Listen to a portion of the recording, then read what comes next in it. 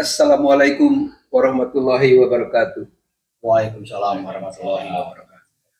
Pemirsa sekalian, kita kembali wawancara beberapa orang, beberapa rekan saya yang sangat mengerti tentang soal masalah perbedaan antara rumah dinas dengan rumah negara. Hal ini sebetulnya di konten kita yang lalu kita pernah membicarakan soal penggusuran ya purnawirawan dan bahkan juga veteran ya yang pernah berjasa untuk bangsa ini dari rumah yang katanya rumah dinas. Nah, ini kan rancu sebetulnya. Kalau rumah dinas betul lah demikian aturannya.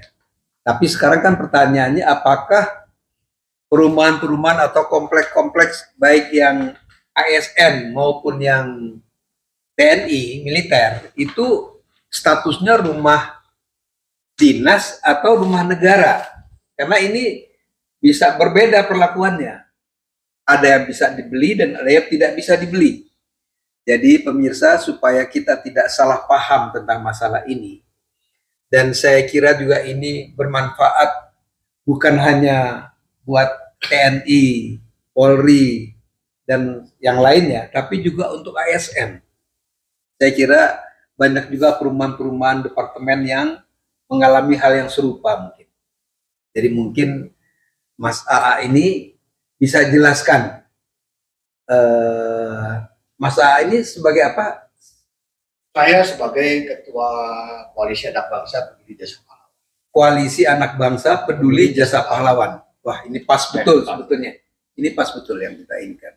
Jadi mohon Mas Kang AA ini bisa memberikan pencerahan kepada kita semua, termasuk netizen, pemirsa yang melihat podcast ini, untuk menjelaskan apa perbedaannya di rumah dinas dengan rumah negara dan bagaimana kelanjutannya, bisa dimiliki atau tidak dan sebagainya.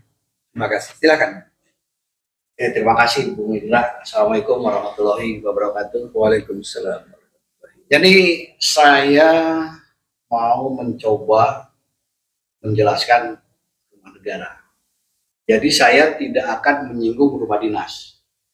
Karena rumah dinas itu, aturan rumah dinas itu ada dari tahun 76, 84, 92. Ya.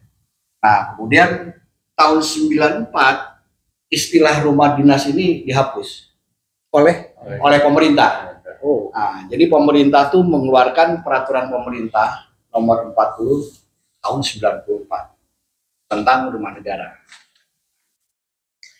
Di dalam pasal 26 ayat 2 PP 40 tahun 94 ini jelas sekali disebutkan bahwa peristilahan rumah negeri atau rumah dinas setelah diberlakukannya peraturan pemerintah ini harus dibaca rumah negara. Clear ya.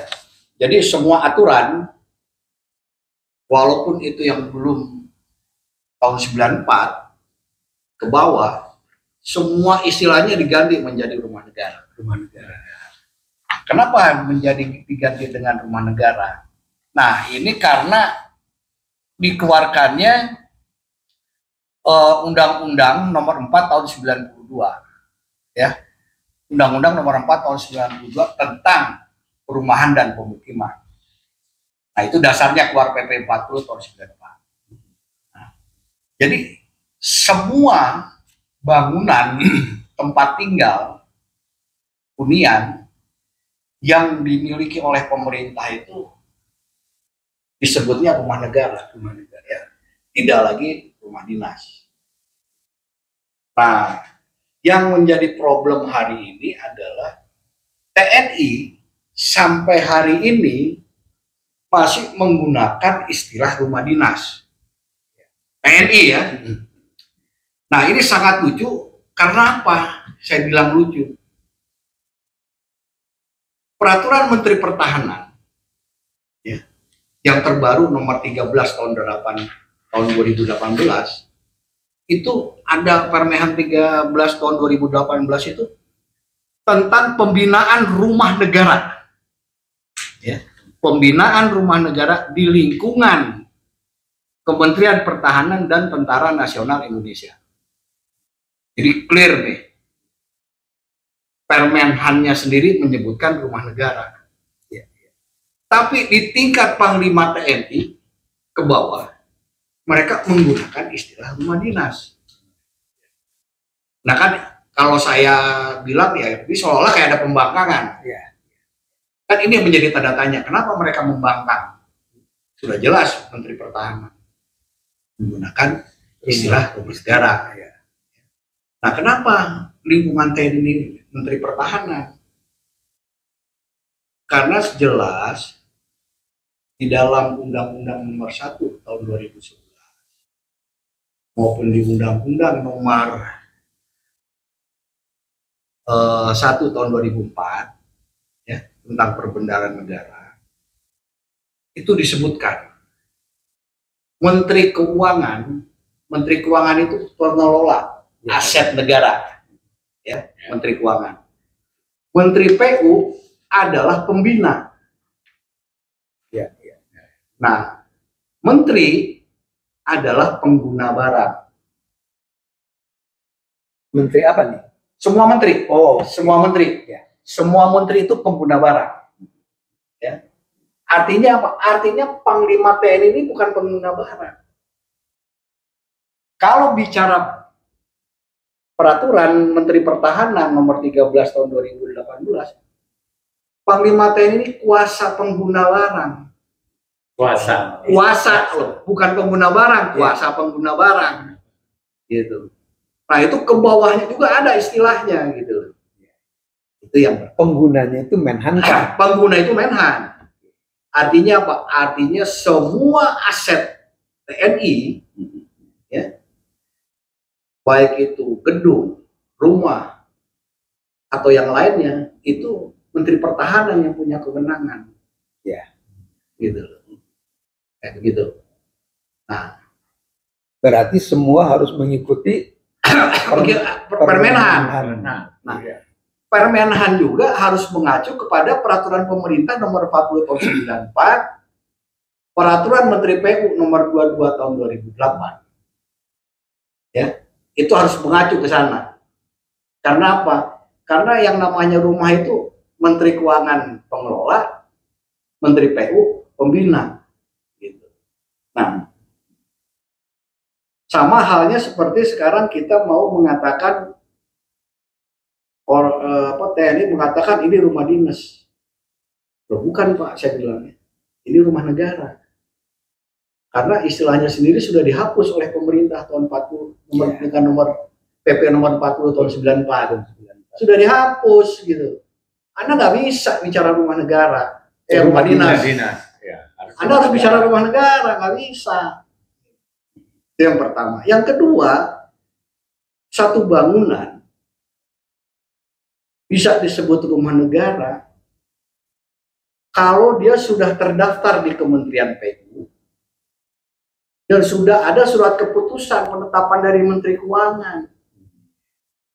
Karena itu aset negara. Karena itu aset negara, gitu loh. Nah, jadi yang lucunya ini sekarang di lingkungan TNI, ya, di lingkungan TNI semua nih rumah negara golongan 2, ya, yang komplek ya, ya, semua rumah negara golongan 2. Saya bilang, oke, saya setuju ini rumah negara golongan 2. Hanya tolong saya perlihatkan surat penetapannya. Jadi mekanismenya Menteri Pertahanan sebelum mendaftarkan ke Menteri PU harus membuat surat penetapan dulu. Ini rumah negara golongan 2. Katakan di Komplek Kang Deden gitu ya, di Sumur Batu.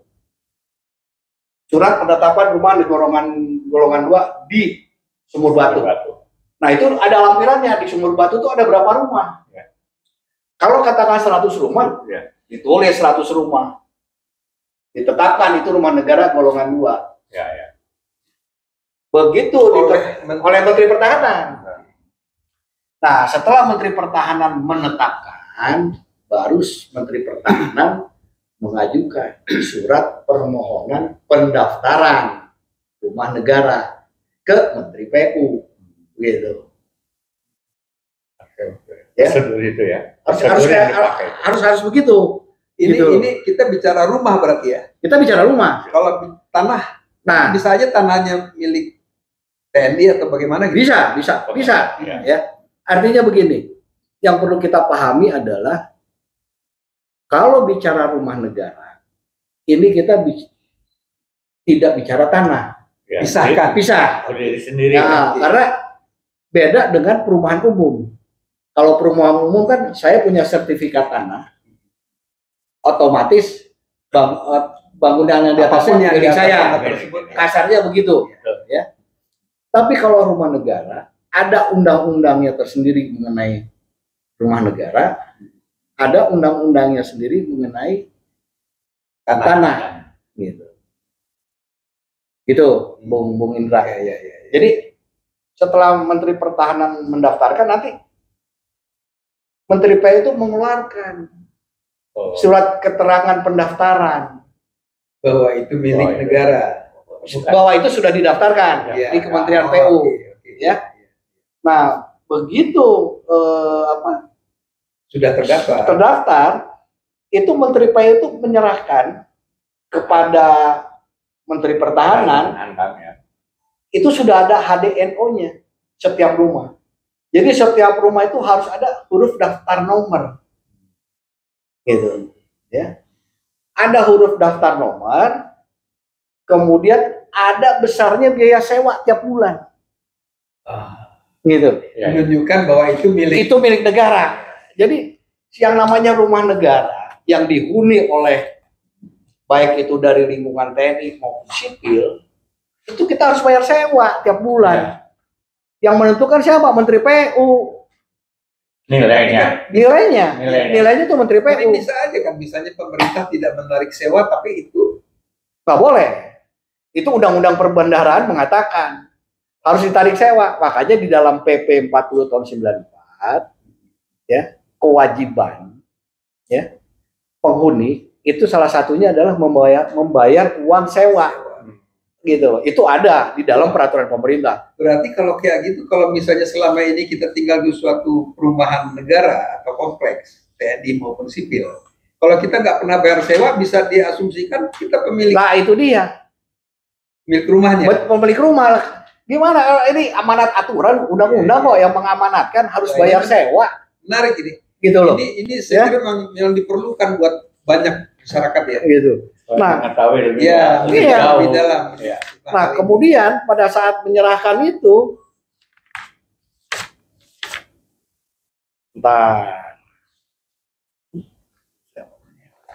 ini menarik nih. Jadi PU itu nanti mengeluarkan, makanya saya bilang tadi kenapa tanah sama bangunan itu dipisahkan. Ya, karena yang kementeriannya juga berbeda yang berbeda ya. Ya, oke.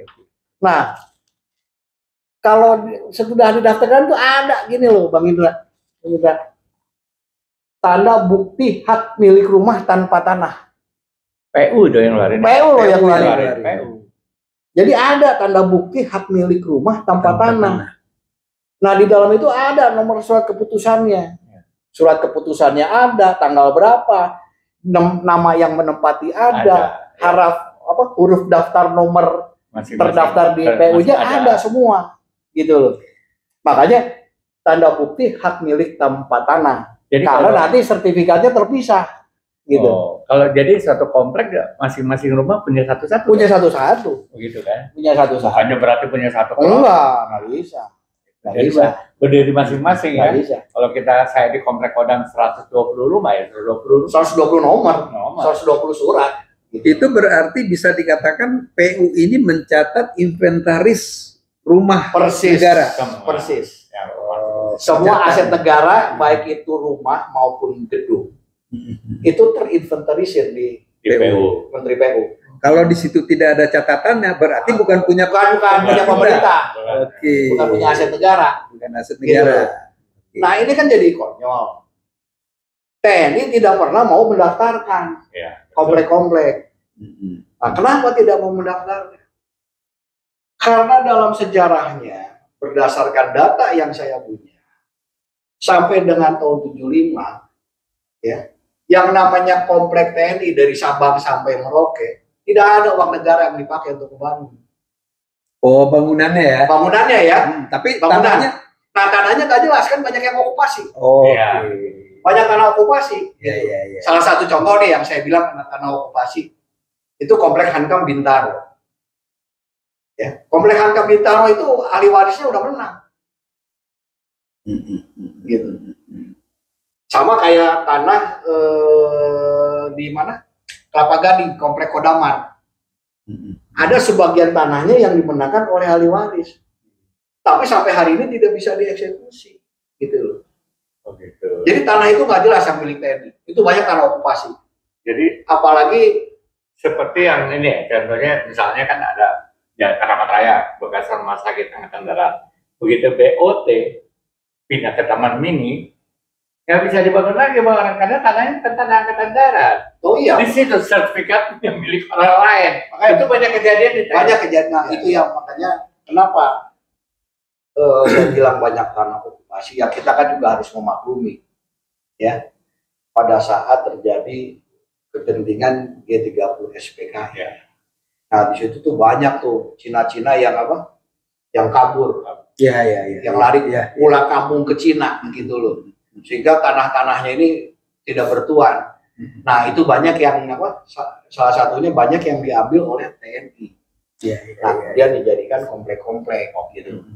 Jadi itu artinya saya mau masyarakat umum ini memahami bahwa sampai tahun 75 tidak ada uang negara yang digunakan untuk membangun komplek perumahan. Nah, cuman sekarang menjadi masalah komplek-komplek itu pakai nama kesatuan. Ya, masing-masing kesatuan. Karena saking korsa sama kesatuan Ya, ya, itu ya, luar ya. biasa gitu loh, mungkin lah. Jadi, wah, sama lah kayak saya komplek Hankam Selipi. Karena kita dulu di Hankam semua orang tua kita, mereka ya udah pakai nama Komplek Hankam. komplek Hankam Ya, Selipi. oke, oke. Padahal tidak begitu. Nah, salah satu contoh kayak orang tua saya. Orang tua saya itu dulu tinggal di Hotel Duta, di Hotel Des Indes, Indes, Iya. ya. ya, di Hotel Des Indes. Karena saat itu TNI tidak punya rumah, ya. TNI tidak punya rumah, Ya, ya, saya ingat itu. tidak punya Masa-masa rumah. itu. Nah, bapak saya tinggal di hotel, itu potong gaji. Jadi sebagian dibayar negara, sebagian dibayar sendiri, gitu loh, tergantung pangkat. Gitu. Nah, makanya ada istilah anak kolong. Iya. Gitu. Oh, Nah, gimana tuh anak kolong ini? Nah, jadi anak kolong itu Ceritanya karena bagaimana? kita tinggal di hotel, cuma dapat satu kamar, orang tua ibu sama bapak tidur di ranjang, Tempat tidur. di tempat tidur, anak-anak di kolong. Oh, itu ya istilah anak kolong. Istilah anak akhirnya. kolong itu gitu loh. Oh. Jadi anak-anak yang dulunya tidur di tidur di kolong tempat tidur gitu loh. Keterbatasan lahan. Iya. Enggak, Lahan gampang. ini menarik ini karena selama ini kita bertanya-tanya kenapa anak kompleks itu disebut anak kolong, Iya kan? Asal katanya dari Asal situ. katanya dari situ. Jadi kalau tentara sekarang anaknya disebut anak kolong ya nggak bisa, saya bilang. Udah nggak zaman ya. Udah nggak zamannya. Mungkin anak itu lahir udah pakai Mercy. Gitu. Iya. Iya kan? Menarik. Saya memang dulu punya om juga yang belakangan jadi dandim di Jakarta Timur, Helmi namanya. Dia jadi anggota DPR. Itu tinggal di Losmen Jaya di Jatinegara. Jatinegara. Nah, Iya. begitu juga satu kamar. Iya, Ya betul. mungkin juga ada anaknya tidur di kolong. Iya betul. Oh, Iya. cuma dapat satu Baru kamar. ngerti saya. Nah, Baru ngerti saya. Nah, Oh, itu anak kolong. kemudian tahun 66 saat Pak Harto menjadi Menteri Panglima Angkatan Darat, Menpangan, Iya, yang pangkat. menjadi Menpangan, mengeluarkan surat perintah. Semua prajurit TNI tidak boleh lagi tinggal di hotel, losmen atau di wisma. Tahun 66. Iya. Ya. Nah, Berarti setelah G30S ya. setelah G30S, setelah G30S, karena Pak Harto udah menjadi Menpangan. Pangkat ya. Dari Presiden Kosrat, masih Bung Karno ya kan? masih Bung Karno, Iya. masih Bung Karno. Nah, karena kan waktu itu Pak Yani meninggal, Ya. Pak Yani Iya. meninggal, Naik Pak Harto. naik ya. Pak Harto.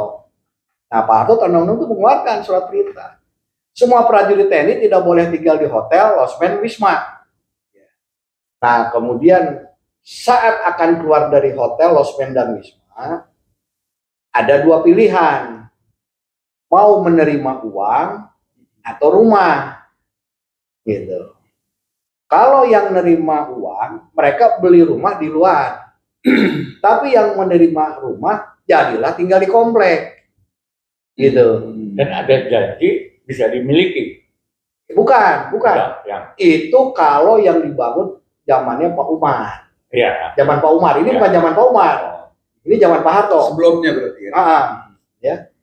Nah, akhirnya bapak saya memilih rumah. Nah, uang pesangon yang 750.000 ini tahun 66 dibangunkanlah rumah. Oh, berarti rumah itu dibangun oleh oleh Hankam. yang dikasih ya. Oleh Hankam. Tapi uangnya uang pesangon. Iya, maksudnya prajurit. Uang milik kita dong. Iya. Bukan uang negara. Bukan uang negara, gitu loh. Jadi Hotel Des Indes memberikan pesangon ke penghuni. Ya. Nah, penghuni minta rumah. Nah, waktu itu dan maksudnya biaya untuk Hotel Des Indes dijadikan untuk membangun rumah. Nah, itu zamannya dan kormanya Pak Herman Saran Sudiro almarhum. Iya. Dibangunkanlah rumah. Makanya rumah yang dibangun itu dari kayu. Bukan rumah permanen. Ya. Rumah semi permanen. Jadi kayu, bawahnya ubin. Gitu. Itu hanya 2 kamar. Saya ingat, jadi 2 kamar, ruang tamu, ruang makan, sama dapur jadi 1. Oke. Gitu. Ya. Sederhana lah. Sederhana. Karena memang hanya dari uang itu kan. Iya. Gitu. Nah, itulah dibangunlah rumah. Nah, kemudian kan jadi pertanyaan sekarang. Rumah itu punya siapa? Iya. Betul nggak? Betul. Rumah itu punya siapa? Orang dibangunnya dari uang pesangon bapak saya. Ya kan harusnya jadi rumah bapak saya. Iya. Bukan punya TNI. Orang bukan uang TNI kok. Bukan uang negara yang dipakai ngebangun. Gitu. Makanya saya bilang kalau TNI mengatakan rumah bapak saya rumah TNI, ya saya minta yang nerima uang juga ditetapkan rumahnya juga rumah TNI, milik TNI. Baru itu namanya adil. Iya. Betul nggak? Betul. Iya kan? Betul. Ya. Dan mestinya tercatat dong di PU. Nah, itu Ya kan? Kalau itu rumah TNI berarti tercatat di PU kan? Harus tercatat di PU. Kayak begitu. Nah, kemudian tahun 72 ini sisa-sisa nih. Sisa-sisa dari penghuni hotel, losmen, sama wisma. Nah, ini pada saat kasatnya itu Pak Umar Wirahadikusuma. Nah, kemudian tahun 72 ya. Tahun 72 ada lagi. Zamannya Pak Umar Wirahadikusuma itu menjadi kasat. Tahun 72. Nah, surat ST Kasat yang 72 yang zaman Pak Umar ini yang seperti Kang Deden bilang tadi, gitu. Dibangunkan rumah sederhana yang nanti setelah 10 tahun bisa dimiliki. Setelah 10 tahun, ya, bisa dimiliki. Nah, itu dibangunnya juga begitu. Ada yang dari uang, jadi uang pesangon ditambah dari uang koperasi Angkatan Darat. Iya. Oh, uang operasi.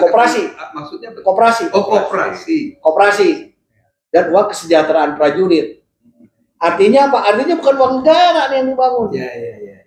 Nah, kalau di Jakarta itu saya kasih contoh komplek sederhana Cijantung.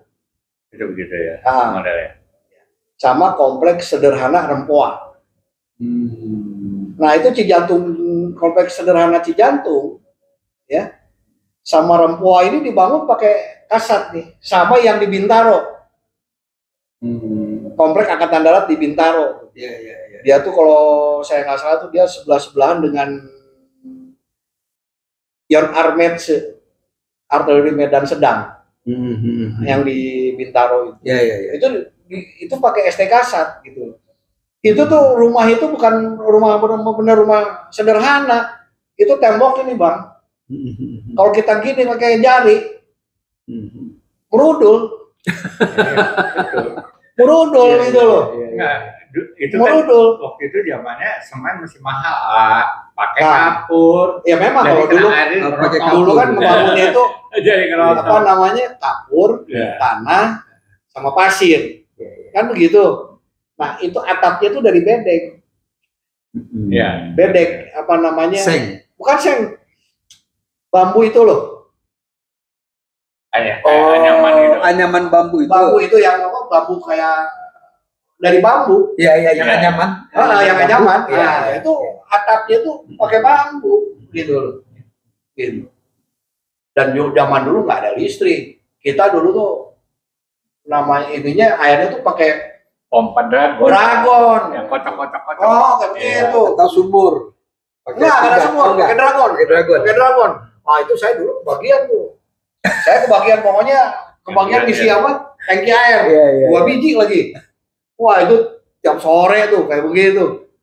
Tapi kan Wah. Selipi tanahnya airnya bagus. Kalau di Kodam parah. Hei, di Rawa. di Kita Selipi ini lebih pernah parah kita lagi, sana karena ya. di Selipi itu tanah ini, tanah apa? Bekas sawah. Oh iya, itu biasanya Itu kalau bekas sawah baunya itu setengah ya. mati. Betul. Baunya Kalau bekas sawah setengah mesti mati. begitu. Baunya setengah mati. Airnya tidak Karena bisa lumpur diminum. kan. Iya, airnya nggak bisa diminum. Wah, itu kayak begini tuh olahraga kita. Pakai dragon. Iya, iya, iya. Kayak sekarang Sandio kan. Nah, jadi begitu. Pembangunan di komplek-komplek TNI di seluruh Indonesia itu ada yang dari uang pesangon hotel, ada juga yang dari kesejahteraan prajurit. Gitu. Intinya bukan uang Bukan dari uang negara. negara, bukan Iya. uang negara. Nah, sama itu kayak komplek Geger Kalong Bandung. Oke. Ya. Nah, Geger Kalong Bandung itu kesejahteraan prajurit. Jadi ada rumah yang dibangun ya dengan perintah waktu itu Pak Gatot Subroto. Pangdam. Bukan Atau apa KSAD. namanya? Kasat tuh. Kasat. Jenderal Gatot Subroto. Kasat, ya, tahu. Jenderal Gatot Subroto. Jenggot. Yang jenggot. Hmm. Jadi pada saat prajuritnya akan perang disuruh bikin rumah. Jadi kalau nanti di dalam medan perang ini meninggal, keluarganya udah punya Keluarganya rumah. udah punya rumah. Gitu loh. Nah, sekarang bikin Itu, rumahnya itu bukan pakai uang TNI loh. Ngebangunnya itu. Pakai uangnya kesejahteraan prajurit. Oh, uang kesejahteraan prajurit tapi dari negara kan? Bukan dong, dari potongan gaji. Oh. Gitu. Nah, kemudian ada juga yang dibangun dengan uang hotel. Ya, ya, Ya. ya, ya. Kemudian ada juga yang dibangun yang menggunakan APBN. Hmm. Jadi ada 3 tipe nih di Geger Kalong Bandung. Ada yang dari kesejahteraan, ada yang hotel, ada yang memang dibangun oleh APBN. APBN. APBN berarti rumah negara. Rumah dong. negara. Nah, itu juga mesti tanda tanya. Kenapa? Kenapa? Didaftarkan nggak? Artinya gini, jangan kita mengatakan itu dari APBN rumah negara. Oke, dibangun oleh negara. Cuman sudah sesuai nggak Dengan peraturan. dengan peraturan bahwa itu menjadi rumah negara? Ada inventarisnya di. Ada terdaftar di di PU. Kementerian PU, gitu loh. Termasuk yang ada pendaftar di IKN, investasi. Nah, IKN jadi negara. gini, Itu kaitannya gimana? jadi IKN? gini. Investasi Setelah IKN. nanti keluar tadi pendaftaran dari PU, dari PU, ya, kemudian diserahkanlah ke Menteri Keuangan. Jadi waktu mendaftarkan ke Menteri PU itu yang didaftarkan itu rumah dan tanah, gitu ya, rumah dan tanah, gitu. Nah nanti setelah keluar dari PU dapat nomornya, ya, diserahkanlah ke Menteri Keuangan untuk dimintakan surat keputusannya penetapan rumah negara sebagai aset negara. Iya. Karena menggunakan APBN. Ya terserah, karena ngebangun itu bisa dari APBN, bisa hibah, Ya, ada bisa dikasih, jadi macam-macam, gitu loh. Tapi kan rumah dan tanah ini kan bisa berbeda pemiliknya. Oh iya, Iya kan? Betul. Nah, bagaimana itu mekanismenya di PU dan di keuangan? Apakah Nah. gimana tuh? setelah diserahkan ke Menteri PU, nanti ada surat surat keputusannya itu ada 2. Buat rumah sendiri, buat tanah sendiri. Gitu. Nah, dengan surat keputusan itu berarti sudah terdaftar di Dirjen Kekayaan Negara bahwa itu sebagai aset negara. Gitu. Nah, setelah keluar surat keputusan dari Menteri Keuangan, diterima kembali oleh Menteri Pertahanan atau menteri-menteri yang lain, barulah bisa diterbitkan yang namanya surat izin penghunian, gitu loh, Bang. Yang jadi masalah Jadi, sekarang semua orang ini yang menempati itu harus punya surat izin penghunian. Oke. Yang jadi masalah adalah waktu didaftarkan ke PU, Ya, kan surat tanah dengan surat bangunan berbeda, ya, ya kan? ya. Kalau bangunannya dibangun oleh dana kita sendiri itu bagaimana? Itu kan tidak termasuk dalam aset negara. Nah, kan masalahnya yang uang kayak ini kan contohnya kayak kompleks kayak bapak saya nih ya. Kan uang pesangonnya dikoordinir oleh Dankorma. Ya. Jadi yang membangunkannya juga Korma gitu loh. Oke. Ya. Korma yang membangunkan gitu loh. Makanya di situ ininya apa? Rancunya. Karena uang ini diterima oleh Dankorma oleh Hankam. Diterima oleh Hankam, kemudian dibangunkan jadi seolah-olah punya Hankam gitu. Padahal uangnya bukan uang Hankam negara. Gitu. Dalam hal ini CQ, kalau dulu kan Dep Hankam ya. Bukan Depan, dulu Dep Hankam gitu. Nah, karena yang dibangunkan ini besar, banyak, pada menempati, akhirnya untuk mempermudah dikasihlah nama komplek Hankam Sleepy gitu loh. Situasi dan kondisinya juga. Nah, karena kebanggaan sama Korsa lah, nggak punya ini apa-apa gitu. Tapi kan bagaimanapun pencatatan di PU itu kan tidak tercatat sebagai milik negara, rumahnya. Betul, tidak. Jadi kalau misalnya TNI mau klaim itu sebagai rumah Hankam atau rumah Kodam atau rumah apapun yang lembaga TNI, dia harus tunjukkan dulu bahwa itu tercatat di PU. Betul. Saya sederhana kok. Kalau TNI mengatakan ini rumah saya, saya aja bilang mana buktinya, surat penetapan golongannya, ya.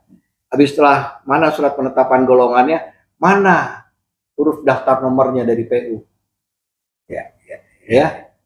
Sebagai bukti itu sudah terdaftar. Kemudian mana surat keputusan Menteri Keuangan yang menetapkan ini menjadi aset negara berupa rumah negara. Kekayaan negara itu. Gitu loh. Ini menarik nih. Dan saya yakin ini banyak kasus begini ini yang menjadi tidak jelas ya. Sehingga si pemilik rumah menjadi tidak punya kepastian hukum. Ini milik gua apa bukan ini kan gitu kan? Iya. Saya kira ini penjelasan yang mudah-mudahan akan banyak diserap oleh masyarakat ya. Dan sehingga mereka bisa menghadapi apapun juga klaim dari lembaga pemerintah. Betul. Ya kan? Betul. Jadi artinya gini. Kenapa saya hanya bicara rumah? Karena yang namanya rumah negara ini tidak saja hanya di lingkungan TNI. Ya. Betul. Tapi di lingkungan instansi pemerintah lainnya. Jadi maksud saya, apa sih yang namanya rumah negara? Kenapa sih disebut rumah negara? Kan begitu. Jadi saya tidak mau lagi menggunakan istilah rumah dinas. Udah dihapus kok. Berarti kalau ada klaim rumah dinas itu pasti bullshit udah. Itu udah bohong tuh, udah pasti. Oke. Artinya udah nggak benar. Bukan artinya nggak benar itu karena mereka mau mengaburkan. Gitu loh. Ini yang paling bahaya. Ini bahaya. Ya. Nah sekarang saya sih bukan suhuzon ya. Kenapa sampai hari ini TNI tidak mendaftarkan atau instansi-instansi lain tidak pernah mendaftarkan rumahnya sama tanahnya sebagai aset negara. Sebagai aset negara. Nah, ini kan jadi tanda tanya. Ya. Oke. Ini jadi tanda tanya gitu loh. Ini bisa liar di pikiran kita. Ini jadi bola liar gitu loh. Iya kan gitu. Dan saya kira memang ini pemerintah harus cepat menetapkan hal ini supaya tidak resah. Karena sebagian besar kan yang di kompleks-kompleks, bukan hanya kompleks TNI ya, seperti kompleks Bulog, kompleks dalam negeri segala itu kan mereka resah semua. Iya. Kepastian hukum tentang rumah yang mereka tempati itu tidak ada. Iya betul. Tidak jelas ya. Ya sama lah kayak gini aja Bung Indra. Sekarang ini Bung Indra sama Kang Den, yang paling simpel dan sederhana. TNI sampai hari ini selalu mengatakan mereka kekurangan rumah. Ya. Mereka selalu kekurangan rumah. Saya pernah rapat sama waktu itu Dirjen perlengkapan lah ya, prasarana, Brigjen Margono. Waktu itu sama Pak ininya saya rapatnya sama Sekjen Wantanas almarhum, Letjen sama namanya, aduh saya lupa. Itu ditanya berapa kebutuhan rumah untuk TNI, nggak bisa jawab. Ya. Ini kan jadi lucu. TNI mengatakan saya kekurangan rumah. Tapi nggak tahu butuh rumah, tapi tidak tahu butuhnya berapa. Jumlah rumahnya sendiri nggak tahu ada berapa gitu loh. Terus bisa bilang saya butuh rumah. Kan mestinya kan dia tahu jumlah rumah TNI cuma ada sekian, anggotanya aktif ada sekian kan.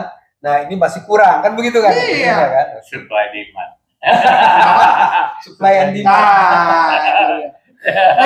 Ini saya tuh kadang-kadang suka bilang ini konyol gitu. Iya. Sekarang nih kalau Bung Indra pergi ke Malang, di Malang itu banyak rumah yang di bawah Kodam Brawijaya.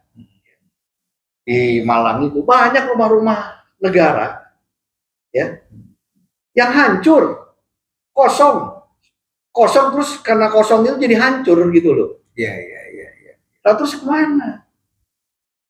Nah makanya kenapa saya bilang tidak konsisten, karena di dalam peraturan pemerintah nomor 40 tahun 94 itu ya, itu di salah satu pasalnya itu, di pasal 13 itu disebutkan ada hak dan kewajiban gitu loh. Nah kita ini sebagai penghuni rumah negara harus membayar uang sewa rumah negara ya. Nah, yang menentukannya siapa? Menteri PU. Sebagai pembina rumah negara. Menteri PU yang menetapkan angkanya. Nah, itu harus ada tertulis di dalam surat izin penghunian. Gitu loh. Ya. Jadi dalam surat izin penghunian itu ditulis nama penghuninya siapa, rumahnya di mana, terus pengikutnya siapa aja, istri sama anak. Gitu loh. Terus di situ sebutan wajib-wajibannya untuk ini apa? Untuk penghuni. Masing-masing. Di bawahnya itu ada HDNO-nya, huruf daftar nomor sama biaya sewa per bulan. Nah, biaya sewa per bulan inilah yang digunakan untuk pemeliharaan. Nah, begitu. Jadi pemiliknya memelihara ya. Oh iya dong. Jadi kalau nggak ada pemeliharaan dari instansi, kita melihat ini berarti kita pemiliknya kan? Iya betul. Nah itu kan logika, ya. itu amalan undang-undang gitu loh, undang-undang perbendaharaan negara sama undang-undang pemukiman dan wilayah. Gitu. Ini ada instansi tidak pernah melihara, tidak pernah memungut pembayaran sewa, tiba-tiba mengatakan itu milik dia. Nah itu dia, gitu loh. Nah ini yang lucunya lagi, adalah ini yang rumah-rumah tua, Pak, Bung Indra ya, yang dibangun Belanda. Bukan zaman-zaman tahun dari 66 lah katakan. Dari 66 ini kayak kompleks Mur Batu, kompleks saya itu tahun 69 baru udah selesai ya. Kita 64 ya. 4. Dari pertama menempati sampai hari ini tidak pernah ada bantuan. Ya, tidak pernah diberi uang biaya pemeliharaan. Tidak ada. Ya. Padahal amanat aturan itu udah jelas. Sewa rumah itu untuk apa? Untuk biaya pemeliharaan gitu loh. Tidak ada. Nah, terus sekarang rumah ini masih tetap berdiri kokoh. Pertanyaan siapa yang melihara? Nah, penghuni. Kan penghuni. Begitu ya. Nah, penghuni. Kan begitu. Nah, kemudian rumah ini semua komplek ya, di seluruh Indonesia sudah tidak ada lagi yang bentuknya seperti semula. semua sudah berubah. Nah, di dalam peraturan pemerintah itu sudah jelas, baik itu peraturan pemerintah maupun undang-undang permukiman gitu ya. Tidak boleh, penghuni tidak boleh merubah sebagian atau seluruh bentuk bangunan. Tidak boleh. Tapi semuanya berubah dan tidak ada teguran. Nah, itu. Ya. Pertama tidak ada teguran, kedua minta izin nggak waktu ngebangun. Iya. Ya nggak? Iya, betul. Kalau tidak ada izin, lah terus gimana? Terus mereka mengklaim ini punya saya. Iya. Ya nggak? Betul. Iya. Ya kan jadi konyol. Satu pihak aja. Jadi konyol kan, Iya. giliran bagus dia bilang ini rumah TNI, gitu loh. Padahal dia nggak ada nomor. Iya. Nah, sekarang kalau Bung Indra datang lah, nggak usah jauh-jauh, nggak usah jauh-jauh, datang aja ke kompleks Jantung 2.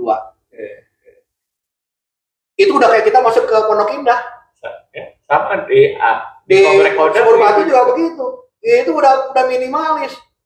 Uangnya ngebangunnya bisa miliaran. Apa iya Itu negara mau membangun rumah dengan nilai miliaran, gitu loh. Nah terus peraturan Menteri PU-nya dikemanain? Kan Menteri PU itu jelas untuk rumah negara golongan 1, luas tanah berapa, luas bangunan berapa. Udah ada semuanya gitu loh, apa namanya? Punya perincian masing-masing. Aturannya gitu loh. Ya. Nggak bisa semena-mena seenaknya ngebangun rumah gitu loh. Ya. Nah kalau mereka bangun kayak rumah minimalis gitu, rumah-rumah mewah, bayangin ada rumah yang ada kolam renang di dalamnya. Itu katanya rumah dinas ya. Nah, rumah negara. Rumah negara. Jangan dia rumah dinas, saya nggak mau. Rumah negara. Harus rumah negara, gitu loh. Dari mana ada kolam renang di dalam rumah? Ya. Gitu loh. Oke, saya kira ini udah cukup mencerahkan ya apa yang Kang ungkapkan nih ya. Jadi mudah-mudahan juga pemirsa bisa memahami ini. Dan mungkin Kang Deden yang sering mengalami dan pernah juga mengurus hal ini. Di Sumur Batu, bagaimana pengalamannya? Ini pengalamannya kan antara TNI dengan warga ya, intinya itu. Ya. Jadi beda rasa ini berpotensi untuk jadi permusuhan. Ya. Hal ini yang mengkhawatirkan semua pihak, termasuk anak dan cucu dan keluarga besar TNI. Kondisi ini seharusnya tidak perlu terjadi karena rumah negara adalah persoalan negara, bukan persoalan TNI yang tadi katakan. Ya. Nah, di TNI itu adalah modal utama bangsa. Persatuan dan kesatuan seluruh unsur adalah keharusan. Kasus rumah negara tidak menjadikan persatuan kesatuan di antara keluarga besar TNI terkoyak. Ya. Justru karena rumah negara harus dapat dijadikan titik tolak untuk mempersatukan kembali keluarga besar TNI dengan TNI itu sendiri. Saya pikir itu penting sekali sesuai dengan amanat Panglima Besar Jenderal Sudirman. Satu-satunya hak milik nasional yang masih utuh harus tetap utuh adalah TNI. Jadi ada kaitannya dari atas saya cerita sedikit. Nah itu saya setuju, Kang Deden saya setuju.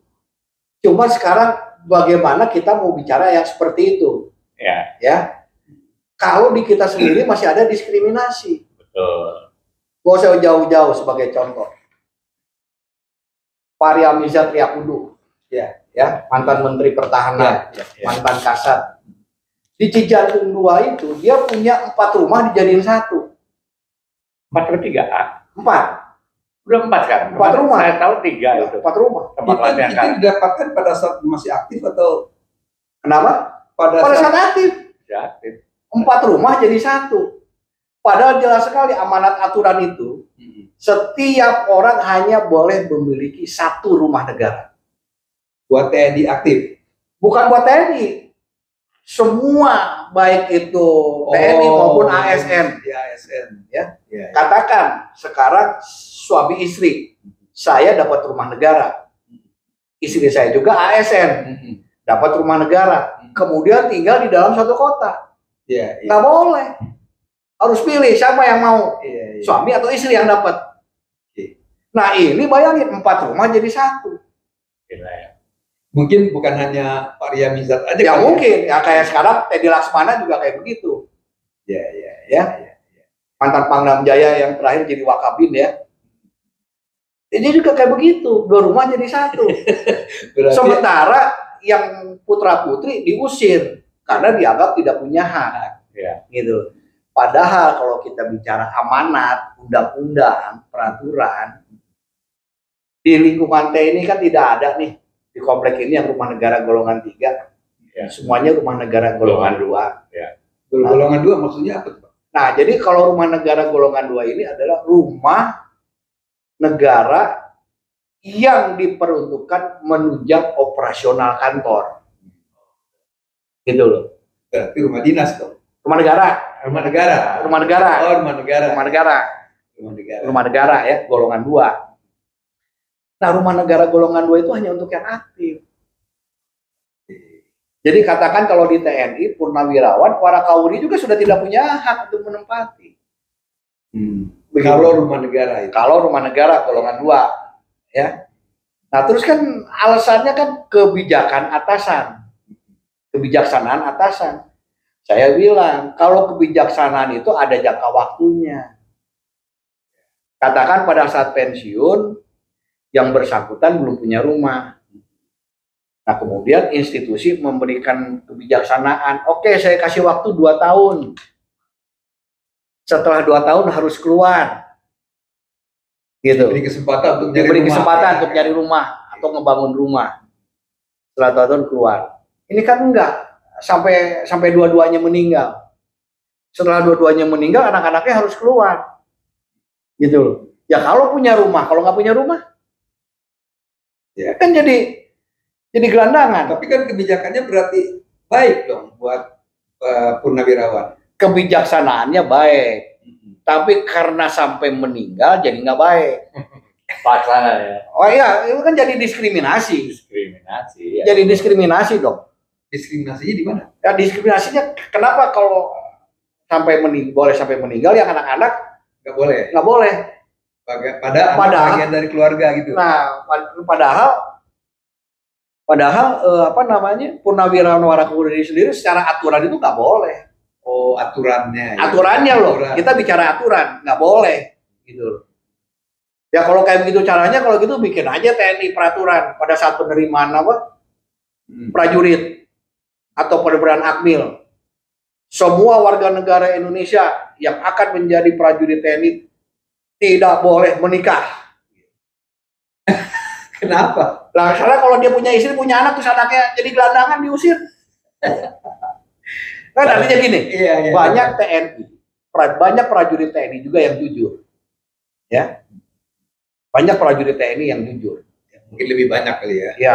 Nah, sekarang gini lah, Bung Indra datanglah ke mana? Ke komplek-komplek gitu, dia bisa lihat rumah-rumah baru itu. Itu rumah-rumah mewah. Yang menurut saya kok nggak elok, tidak pantas. Gitu loh. Kalau mereka punya uang miliaran, kenapa nggak bangun di luar? Gitu kan? Iya kan? Iya. Kenapa harus di dalam komplek? Gitu. Jadi memang TNI hari ini itu beda dengan TNI angkatan orang tua kita yang angkatan 45. Gitu. Nah dulu orang tua kita ini di garasi itu mobil cuma 1, mobil dinas. Pangkatnya udah letkol baru dapet. Kenapa? Letkol baru dapet, gas. Bapak saya Bandung. Bapak saya aja waktu brigjen itu pakainya Toyota Canvas. Toyota Canvas. Belum mantap. Bukan hardtop, Toyota Canvas, brigjen loh itu. Tapi kan mungkin zaman itu memang negara kita belum kaya kayak sekarang, Pak. Jadi mungkin mampunya baru begitu gitulah. Betul. Artinya apa? Ya. Artinya orang tua kita sudah memberikan contoh, tauladan. Gitu. Jadi mereka selalu mengatakan lebih mahal seragam saya daripada gaji saya yang saya terima. Bapak saya selalu ngomong gitu. Seragam yang papa pakai ini lebih mahal dari gaji yang papa terima. Maksudnya apa? Artinya apa? Artinya bahwa seragam ini harus dijaga karena itu nggak ada nilainya. Maksudnya itu. Jadi Maksudnya, saking mahalnya, jadi iya. Jadi kalau berlomba-lomba di dalam kompleks adu kaya, nah, jadi ini seragam ini mahal harganya dia bilang. itu tidak karakternya TNI kayak begitu ya. Nah, ini mau pakai seragam kayak begini, itu perangnya berapa puluh tahun dia bilang. Ada perang gerilya, perang kemerdekaan, ada agresi, baru bisa jadi seragam kayak begini. Jadi seragam ini bukan ujuk-ujuk apa? Jadi gitu loh. Ini ada sejarahnya, seragam ini bisa dipakai gitu. Nah, artinya itu. Seperti yang Bung Indra tadi bilang, ya beda. Ya memang kita juga memahami gitu ya. Pendapatan tentara dulu sama sekarang jauh berbeda. Tingkat kesejahteraannya juga berbeda gitu. Tapi apa iya harus diperlihatkan gitu. Karena di komplek itu banyak sekali yang angkatan 45 masih tinggal di komplek. Masih banyak gitu loh. Nah terus kalau mereka yang juga tidak hormat sama seniornya, terus mau jadi apa negara ini? Mau jadi apa bangsa ini? Jadi ucapan Bung Karno jas merah itu hanya isapan jempol aja, ngomong kosong. Jangan sekali-sekali melupakan sejarah. Itu intinya. Saya ingin cerita Kang Deden di Sumber Batu. Itu kan rumah yang purnawirawannya diusir, ya kan? Ada yang dikasih uang, ada yang cuma seadanya. Tapi begitu dibangun oleh yang katanya masih berdinas, rumahnya sudah mewah-mewah. Pertanyaannya sekarang, apakah betul itu penggantinya itu memang aktif, TNI aktif? Kok bisa kayak begitu? Tapi kenyataannya sekarang yang tadi dikatakan dia begitu membangun, sebelum kemudian pensiun, dia udah pada banyak yang pensiun, mereka udah. Betul Kang Den. Jadi gini sebetulnya kan, itu yang saya bilang, ada yang namanya Adam. Gitu loh Bung Indra. Saya ngebangun di Sumber Batu itu. Sumber Batu itu luar biasa itu. Sekarang jadi tiba-tiba saya lihat itu sekarang udah jadi komplek Pati Mabes TNI AD. Gitu loh. Dari mana sejarahnya itu jadi komplek Pati Mabes TNI AD? Tiba-tiba ujuk-ujuk kayak begitu. Dan kalau kita masuk, itu rumah mewah semua. Bung Indra, itu rumah mewah semua. Pertanyaan saya itu yang membangun siapa? Uangnya siapa? Iya nggak? Sekarang katakan dia ngebangun, harganya 4 miliar. Iya, di atas 2M lah. Rata-rata 3 miliar. Sementara mereka tuh 4-5 tahun lagi pensiun. Ini malah udah banyak yang pensiun. Nah itu dia. Katakanlah 4 tahun atau 5 tahun lagi mau pensiun. Dia ngebangun rumah 4 miliar. Nah terus dia kerja dari awal jadi prajurit sampai dia dari letnan 1, dari letnan 2 sampai ke pensiun. Itu dia bisa nabung berapa? Kan begitu. Oke, itu kan suuzon kita ya kan. Nah, sekarang pertanyaan saya adalah, kalau itu memang dia untuk yang berdinas, berarti begitu dia pensiun dia harus tinggalkan dong itu rumah. Oh iya. Karena itu milik negara. Betul. Kan? Persis. Nah, kenapa dia ikhlas meninggalkan rumah yang dengan biaya besar itu? Apakah begitu? Itu kan yang menjadi tanda tanya. Itu yang menjadi tanda tanya, Bung Indra. Apakah setelah itu menjadi milik dia gitu ya? Karena kalau baca Permenhan nomor 13 tahun 2018, ini juga purnawirawan juga tersingkirkan gitu. Ya. Jadi memang ini lingkaran setan, Bung Indra. Ya. Lingkaran setan. Kalau begitu tampaknya di sini bukan institusi yang bermain. Bukan institusi resmi yang menyebabkan itu menjadi demikian. Lebih banyak oknum kalau saya berpikir. Oh iya. Sudah pasti itu, Bung Indra. Sudah pasti. Karena kalau kita baca Permenhan, Permenhan nomor 13 tahun 2018 yang mengacu kepada PP 40 tahun 94, sebetulnya bagus gitu loh. Bahwa institusi itu, instansi itu ingin mengamankan. Tapi kemudian di lapangan menjadi apa? Penerapannya berbeda gitu ya. Penerapan berbeda. Nah ini juga kan artinya apa? Artinya ada oknum yang bermain. dengan memanfaatkan jabatan dia saat itu. Nah, kekuasaan. Ini menarik ini. Kekuasaan. itu.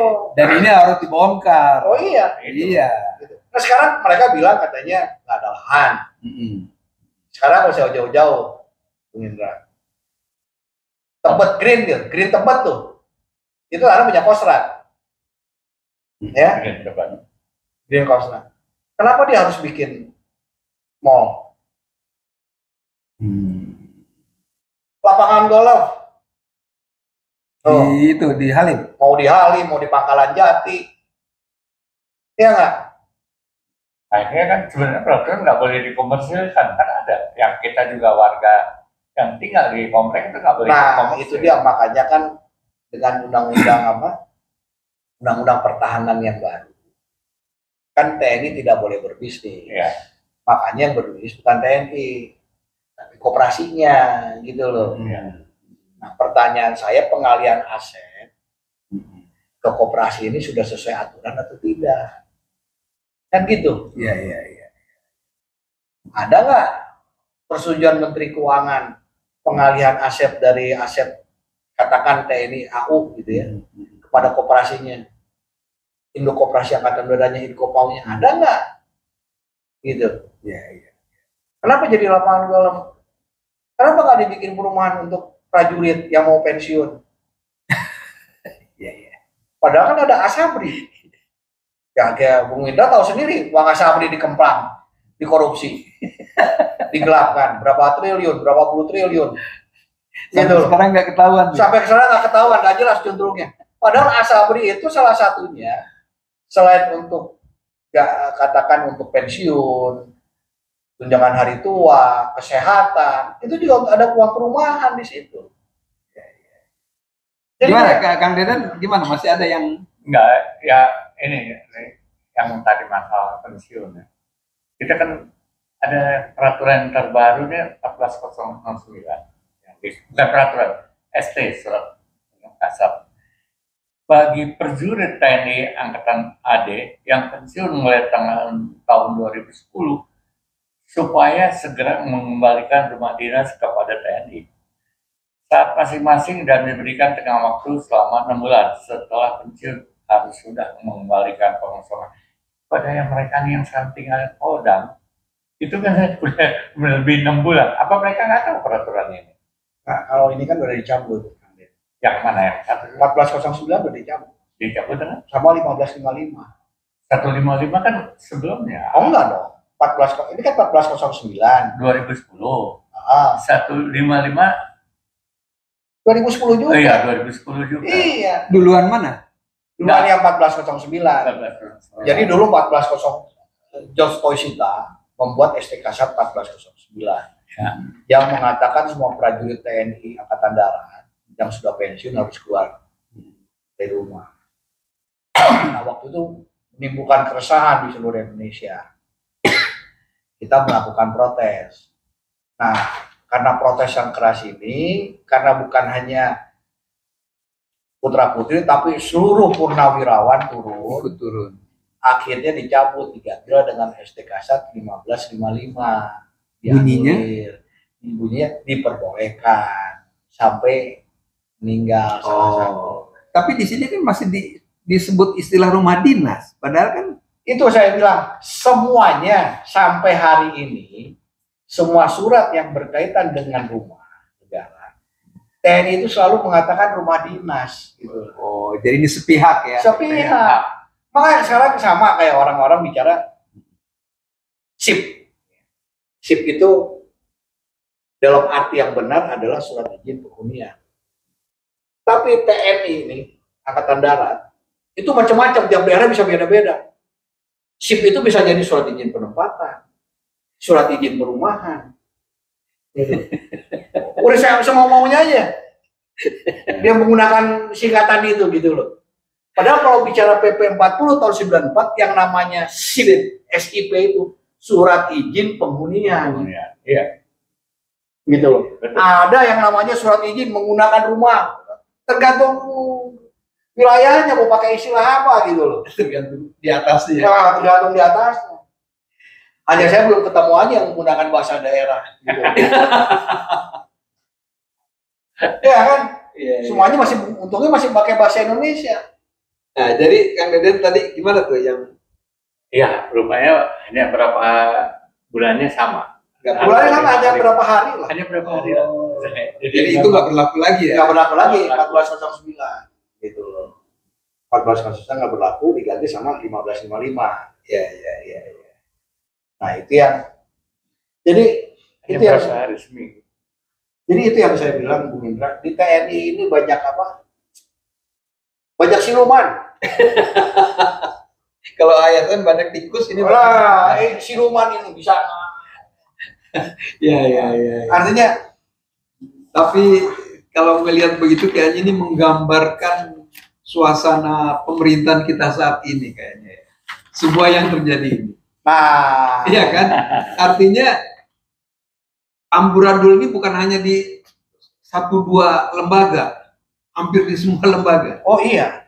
Nah jadi gini Bung Indra, saya punya data yang konkret, ya, data yang valid. Sampai dengan zaman SBY, penggusuran itu sedikit sekali. Dan itu semuanya memang sesuai prosedur. Artinya sesuai prosedur itu bahwa mereka sudah melanggar, ya, sudah melanggar berat. Ya. Nah, yang zamannya sekarang nih, 2014 mulai. 2014, itu luar biasa. Itu naiknya 862% seluruh Indonesia. Gitu loh. Naiknya 862%. Nah, saya berasumsi, ya, kalau SB ini kan TNI, ya. Jadi TNI-nya sendiri nggak berani, ya. Tapi masalahnya sekarang presidennya sipil. Gampang diatur. Kenapa? Gampang diatur. Bukan gampang diatur. Saya takutnya malah dia nggak ngerti. Enggak, itu. Nggak ngerti. Jadi, Saya takutnya dia nggak ngerti gitu. Karena dia nggak ngerti, akhirnya dibawa pada bermain. ya, itulah. Ya. Gitu loh. Oknumnya ini ya. Iya, oknum-oknum gitu loh. Jadi memang tidak hanya yang akan datang 2024 kita harus cari presiden yang mengerti ya, Nah, yang mengerti masalah bangsa ini. yang mengerti dan yang pasti cuma satu, stop penggusuran gitu. Ya. Gitu. Karena kan Jokowi sendiri waktu itu bilang, saya digusur, saya merasakan bagaimana pahitnya digusur gitu loh, sangat menyakitkan. Artinya kan beliau punya pengalaman pribadi ya mengenai tergusur. Nah terus kemudian kami ini Digusur tapi diam aja. yang lebih sakit hati. Kalau kita rapat di Departemen Pertahanan, saya pernah rapat sama Dirjen Kuatahan dan Direktur Veteran. Ngomongnya tuh nggak enak. Dia bilang, yang pahlawan itu bapak kamu, bukan kamu. Dia bilang. Ya saya balasnya, saya jawabnya gampang. Kalau nggak ada bapak saya nggak ada. Saya bilang. Kalau bapak saya nggak ada, TNI itu nggak ada, Pak. Brigjen aja ngomong. Iya. Betul nggak, Bung Indra? Iya. Maksudnya Bapak itu berarti semua angkatan 45 itu nggak ada, ini nggak ada. Nggak ada gitu loh. Ya. Negara ini nggak merdeka, TNI itu nggak ada. Jadi jangan bilang kamu tuh bukan siapa-siapa, kamu ini hanya anaknya, bukan pahlawan. Yang pahlawan itu bapak kamu. Ya kalau gitu Pak, kalau bapak saya nggak ada, bapak nggak ada. Jadi sekarang malah jadi yang tadinya kita cinta Korsa TNI ya kan, Ya.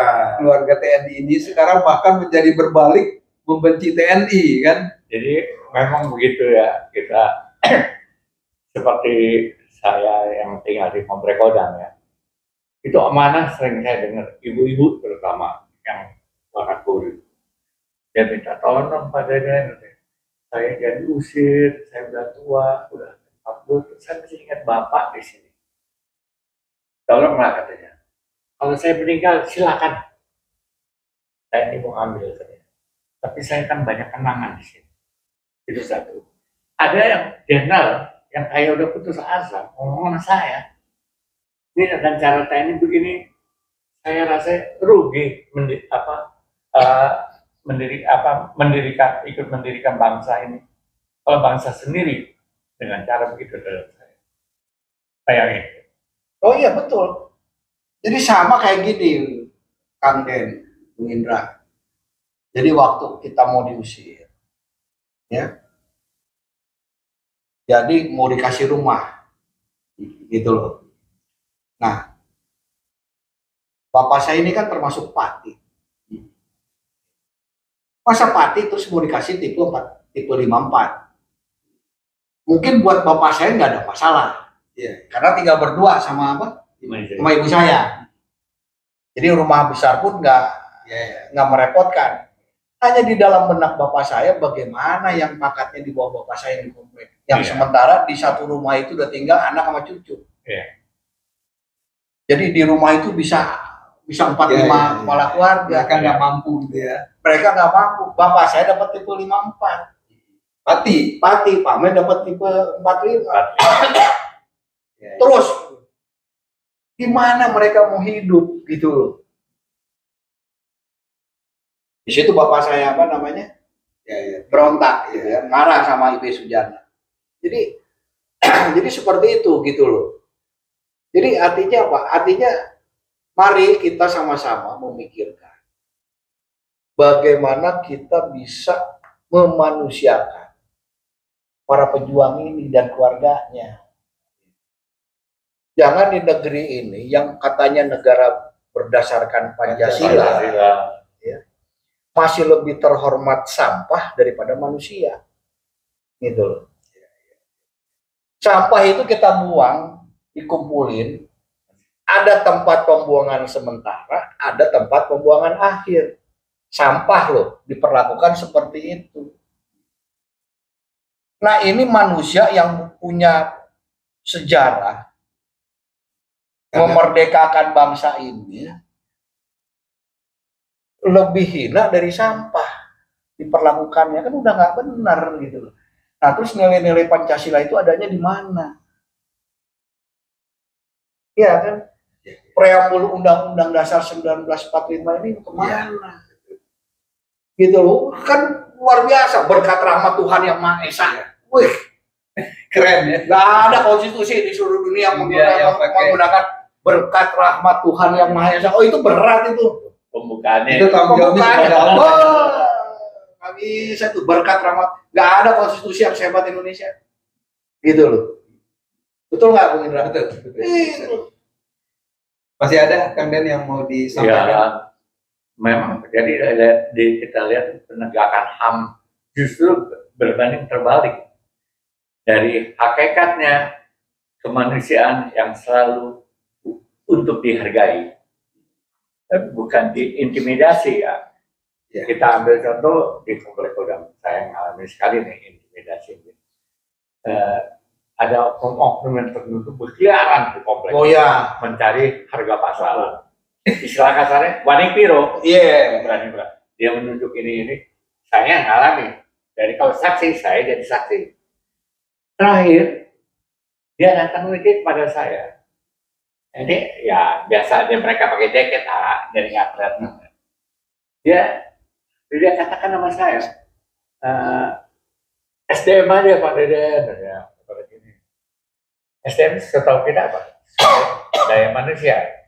Kalau dia lain, selamatkan diri masing-masing. Itu ya. Jadi inilah intimidasi, kan intimidasi dong. Iya. Daripada akhirnya penghuni mau daripada gua nggak dapet. Lo nggak usah ngotot lah gitu, bela yang lain gitu kan kira-kira. SDM terkenal. Sama saya dialami, saya ngalamin, saya bisa buktikan gitu. Itu sih, saya juga saya ngalamin, Kang Den, Indra. Jadi rumah orang tua saya dikomplekkan, kan. Jadi suatu waktu didatangin oleh tentara. Kebetulan sekali, waktu itu saya datang ke sana mau lihat ibu saya. Pak, kebetulan aja saya ngelihat, kok ada mobil di garasi. Terus ada tentara berdiri, lihat gitu kan. Siapa nih? Oh, kayaknya belum pernah lihat. Saya parkir di depan rumah, saya turun, saya tanya, Pak mau ketemu siapa? Sama yang punya rumah. Ya saya anaknya. Nah katanya lihat katanya ini mau dilepas rumahnya. Kata siapa Pak? Enggak, kita dapat info kok, katanya ini mau dilepas. Nah setelah dia ngomong lepas itu turun nih, letkol, yang ininya letnan, yang ngomong itu Yang pertama tadi, terus kemudian turun dari mobil letkol. Wih, saya bilang, ya Mas, mohon maaf katanya mau dilepas. Oh iya Pak, saya mau lepas. Mau dilepas kenapa? Timbul pikiran jadi mengiyakan. Oh iya Pak, saya mau lepas, saya bilang kayak gitu. Oh mau dilepas berapa? Ya nggak, ya standar aja lah Pak, 6,5.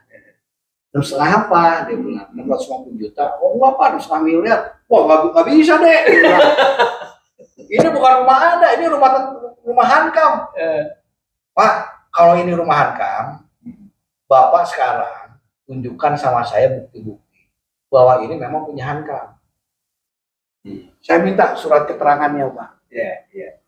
Nah, setahu saya Pak, itu harus ada. Yang seperti tadi saya bilang harus ada surat pendaftaran ke mana? Ke PU, harus ada huruf daftar nomor, terus ada surat penetapan dari Menteri Pertahanan mengenai rumah negaranya, terus ada surat dari Menteri Keuangan, itu aset negara, berupa rumah negara.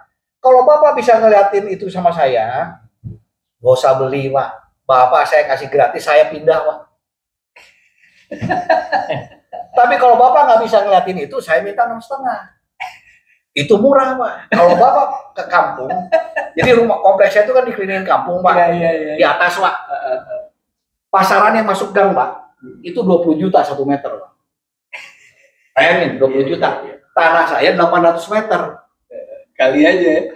Kalau harga pasar, kalau 20 juta kali 800 berapa? Kan 16 miliar. Saya cuma minta 6,5 miliar, nggak sampai setengahnya. Gitu loh. Mau tahu nggak bisa aja. Nah iya saya jadi. Kalau perlihatkan sama saya, Bapak bisa memperlihatkan, saya kembaliin Pak. Bapak boleh ambil. Gratis. Nggak usah bayar. Jadi saya juga ngalamin. Jadi itu memang luar biasa. Jadi yang namanya berarti ini mereka berfungsi sebagai calo ya? Oh iya, jadi seperti Kang Deden bilang, itu di seluruh komplek itu ada yang kayak begitu. Dari TNI pada oknum. Iya, maksud saya oknum dari TNI, bukan orang luar ya. Iya, ada yang gitu. Ada, jadi sebenarnya kan harusnya KPK misalnya turun tangan tuh Nah, gimana? Pendapat Anda nih sekarang? Ini menarik kalau Kang Deden bilang KPK. Karena zaman Mas Bambang, salah satu komisioner apa? KPK. Kita sudah pernah sampaikan. Ya, kita sudah pernah sampaikan. Dugaan penyelewengan aset-aset ini. Ini hanya dugaan ya. Dugaan loh. Jangan salah TNI lah kan. Ini dugaan. Dugaan, kita bilang dugaan ya. Penyalahgunaan aset. Kita kasih daftarnya. Waktu itu hampir tahun 2000 berapa ya? Kita demo kok di depan KPK tahun 2012 apa 2014 lah. 2012. Oh, 2014. Kita demo. Kita udah punya datanya. Kita kasih. Waktu itu dugaannya tuh hampir 18 T. Ya, penyalahgunaan aset di lingkungan daerah. Berarti ada catatannya tuh ya? Oh ada. Mana gitu kan? Ada. Kita kasih. KPK bilang apa? Kami tidak bisa berbuat apa-apa. Kami paling hanya bisa meneruskan. Karena TNI tidak bisa kami periksa. Gitu loh. Jadi yang berhak meriksa TNI? Ya TNI. TNI sendiri. Kita orang jeruk makan jeruk. Kayak polisi kemarin. Kayak polisi kemarin. Iya. Jeruk makan jeruk gitu loh. Ya kan jadi repot. Nah terus kadang-kadang kan saya berpikir tuh kan ada kemarin siapa namanya Brigjen siapa Teddy itu yang helikopter. Oh iya. Yang TNI. Yang berapa triliun termahal itu. Beli pesawat ya. Terus kemudian siapa namanya yang Korlantas tuh polisi Oh, yang beli Joko, juga. Joko ya. Joko lah ya. Kan itu kan dicekok semua sama KPK. Iya, kena. Saya jadi berpikir nih, oh jangan-jangan ini bagi-baginya nggak rata nih. Betul nggak? Iya. Ya kan wajar dong saya berpikir punya dugaan begitu. Jadi liar pikiran. Ya jadi liar kan. Kenapa selama ini yang gede nggak pernah terungkap, tiba-tiba ini nongol gitu. Nah, saya hanya bilang, berarti pembagiannya tidak rata. Tidak rata. Ada yang nyanyi. Tidak apa? Tidak sesuai kepangkatan. Ya sekarang yang terjadi TNI ini. Nah, Polri ya. Sekarang kan lagi terjadi nih. Nah, itu dia makanya masalahnya kan di TNI sama di Polri kan ada yang namanya Wanjakti. Iya, wajar. Dewan Kepangkatan Jabatan Tinggi gitu. Wah, ini Wanjakti ini istilahnya kalau saya plesetannya di Dewan Jakti ini nggak bagi-baginya nggak benar. Iya. Itu aja. Gitu. Kenapa ada yang kena, ada yang nggak kena, gitu loh. Kan sederhana, logika yang bermain, gitu loh. Karena kita masyarakat awam, gitu loh. Jadi pikiran liarnya berarti semua bermain. Nah, ini mengerikan ini, Bang. Dampaknya begitu. Mengerikan. iya. Nah, makanya kalau saya gini tadi, Bu Indra, masalah rumah negara ya, dia harus didaftarkan. Dia harus ada bukti pendaftarannya. Dia harus ada huruf daftar nomornya. Ya. Harus ada penetapan rumah negaranya. Kemudian Menteri Keuangan mengeluarkan surat apa? Penetapan surat keputusan inventaris negara berupa rumah negara. Ya. Nah, sama jadi kayak waktu saya menggugat, kan ini saya juga sedang menggugat nih. Jadi saya sedang menggugat Menteri Pertahanan, Menteri PU, Menteri Keuangan, Panglima TNI, sama Dandenma Mabes TNI. Ini saya gugat gitu loh. Sampai putusan terakhir, ya, saya kalah. Jadi lucu, saya menggugat rumah, Ya. putusannya tanah. Nah ini kan artinya apa? Artinya hakim sendiri tidak memahami. Iya. Tidak memahami atau takut saya nggak tahu lah ya. Gitu loh. Karena jelas undang-undang peraturan rumah negara jelas terpisah dari tanah. Gitu loh. Ya. Iya, benar. Pada saat persidangan pembuktian, ya, Hankam bisa memperlihatkan sertifikat tanah, sertifikat hak pakai, ya. Dan ada surat keputusannya dari Menteri Keuangan sebagai barang milik negara berupa tanah. Artinya tanahnya clear. Oke. Ya. Nah, terus rumahnya mana? Seperti yang tadi saya bilang, ada tanda bukti hak milik rumah tanpa tanah. Sama surat keputusan Menteri Keuangannya. Berupa aset negara, berupa rumah negara. Iya. Gitu ya. Ya nggak? Yang rumahnya nggak ada, yang tanahnya ada, tapi keputusannya jadi tanah. Nah, gimana ceritanya saya bilang? Nah, ini saya banding. Seminggu yang lalu itu pas 3 tahun. Nah, sampai hari ini Menteri PU, Menteri Keuangan, Menteri Pertahanan belum memasukkan kontra memori banding. Tidak ada kehadirannya juga di dalam. Seperti hotel kejadian begitu. Kan gimana mereka kok banding saya kok tidak dibantah gitu loh. Ya, berarti Anda menang. Kalau saya kan senang aja, artinya mereka tidak boleh mengeksekusi. Saya. Nah, ini juga menarik nih, Bu Indra. Masalah eksekusi, ya. TNI mengatakan rumah dinas, saya tetap mengatakan rumah negara. Nah, kalau dia rumah negara, pada saat mau dieksekusi, institusi ini harus meminta surat penetapan dari pengadilan setempat. Sebelum ada putusan Ya. pengadilan. Minta surat penetapan putusan dari pengadilan. Yang ngatur siapa? Menteri Keuangan dengan Permenq nomor 244 tahun 2012. Di situ jelas pengosongan bangunan atau rumah milik negara harus diminta penetapan dari pengosongan bangunan rumah harus diminta penetapan surat penetapan dari pengadilan setempat yang ditindaklanjuti dengan pengosongan. Nah, artinya kalau sudah ada surat penetapan dari pengadilan, barulah keluar SP, surat peringatannya. Surat peringatan 1, surat peringatan 2, surat peringatan 3, baru eksekusi. Ya. Kalau tidak ada itikat baik dari pengemudi, baru dieksekusi. Tapi poinnya adalah, kalau itu di lingkungan TNI, TNI harus minta surat penetapan dari pengadilan. Baru dia berhak mengeksekusi. Baru dia berhak. Itu prosedur yang betul ya. Nah iya. Artinya nggak bisa semena-mena gitu loh, TNI langsung mengeksekusi gitu loh. Mentang-mentang punya bedil gitu. Artinya bukan TNI aja ya. TNI atau instansi yang lain. Tidak bisa seenaknya mengeksekusi. Karena udah jelas kok amanat aturan undang-undang kok. Menteri Keuangan itu pengelola. Negara kita kan di bawah undang-undang. Nah, semua rakyat sama di hadapan undang-undang. Itu katanya. Oke. Selanjutnya kan harus menunggu keputusan pengadilan baru bisa laksana. Katanya. Nah ini kan kayak kompleks Sumur Batu, ya. Kompleks Sumur Batu, kompleks Rempoa. Mereka sedang berproses hukum.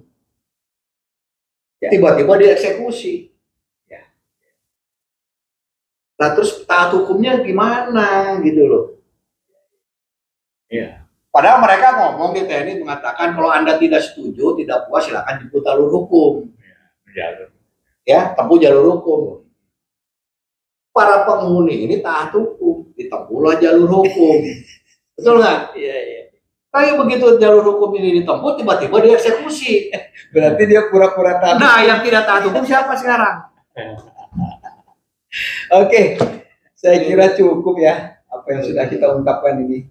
Dan mudah-mudahan kepada pemirsa ya, kepada penonton podcast ini bisa memahami yang diutarakan oleh Kang AA dan Kang Deden tadi, supaya kita betul-betul berjalan di jalur hukum yang benar dan kemudian dengan prosedur yang juga benar, ya kan? Dan semudah-mudahan itikat baik ini bisa menjadi pegangan buat penghuni rumah di perumahan negara dimanapun, ya, untuk mendapatkan kepastian hukum. Betul. Jadi tidak resah seumur hidup. Ya, ini rumah siapa punya ini? Nah, sepakat. Kok di teror terus saya ya. Kan itu kan. Jadi begitulah pemirsa. Mudah-mudahan kita diridhoi Allah apa yang sudah kita lakukan ini. Amin. Dan bisa apa istilahnya meningkatkan pengetahuan kita supaya kita tidak gampang diteror oleh siapapun. Terima kasih Kang Deden dan Kak. Assalamualaikum warahmatullahi wabarakatuh. Waalaikumsalam warahmatullahi wabarakatuh.